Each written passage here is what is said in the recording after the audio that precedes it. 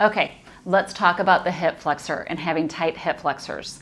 You might be like, what the heck is a hip flexor? And a trainer might tell you that it is, but then you might not really know how to stretch it, okay? We all have tight hip flexors. Let me tell you why. Because we sit, okay? So the hip flexor starts back here, weaves through our abdomen, and attaches here to our leg, okay? So when we're sitting like this, it's getting shortened. Some of us, even like when we're doing crunches or any kind of ab work, we start recruiting the hip flexor and it gets tighter, okay? So we just have to remember to stretch it out. It's an easy fix if we know how to do it. And you'll hear me say, you know, when I'm doing a certain stretch, this is for the hip flexor. But basically, anytime we can get into a quad stretch, we're going to be getting into the hip flexor. Anytime we can take this pelvic bowl and tip it back, we're getting into the hip flexor.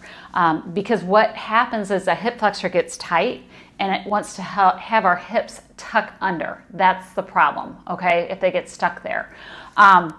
So standing up tall and having your hips in a neutral position, what that means, basically, if you put your fingers on the top of your hip bones, you should think of it like a bucket. It should be pretty level. It should not tip forward. It should not tip back, okay? Try to get it level, but then try to make sure we have good mobility in it too.